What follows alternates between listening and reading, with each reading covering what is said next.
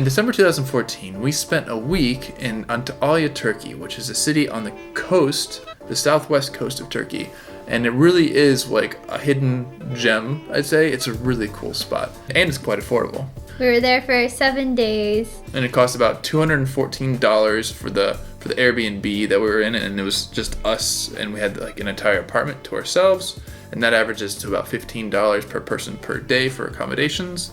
We also had a rental car for the week, and that rental car for us was only $85 for the entire week, which was a really good deal. And that enabled us to get out and explore. We weren't really in the heart of Antalya, and Antalya itself, while it's a decent town, there's not a ton. There's more to do in the summer. It was kind of cold. People go there for the beach and hiking and waterfalls and stuff. But we were there when it was cold, so...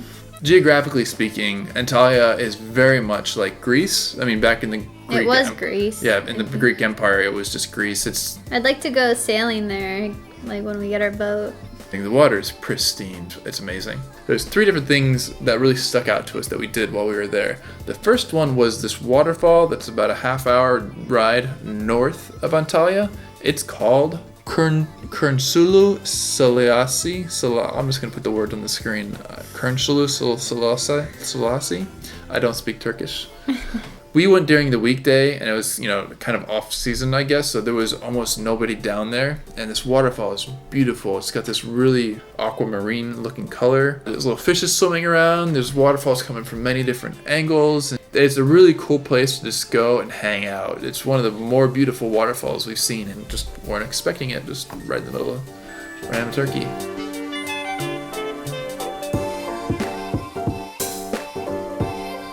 Next was the Olympus ruins. There's actually multiple Mount Olympuses, and there's a Mount Olympus near Antalya. It's it's like a 40-minute ride west. You have to pay to get in, but it's only like 5 lira per person. There's almost nobody there. The ruins were amazing because you were able to walk around without much. There wasn't any guidance or really prescribed paths or whatever. It really felt like you were genuinely walking around these Roman ruins as if almost you had found them yourselves. We spent a good full afternoon just wandering around and looking at different ruins and taking little offshoots of paths into the woods and seeing different buildings and whatnot. And then once you can work your way down to the beach, because these ruins were kind of up river, not too far, so if you work your way down the beach, there's actually ruins on the cliff face that overlook the water. And it seems like something that would totally be out of a movie. It was, really genuine, really authentic. Made me feel like I was in a video game, exploring ruins and everything.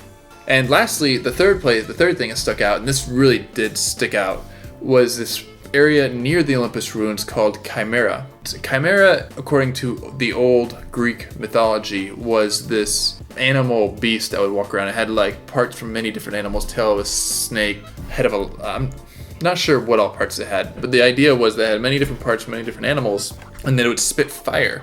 And wherever the fire hit, it would burn eternally. That was the idea of the Chimera.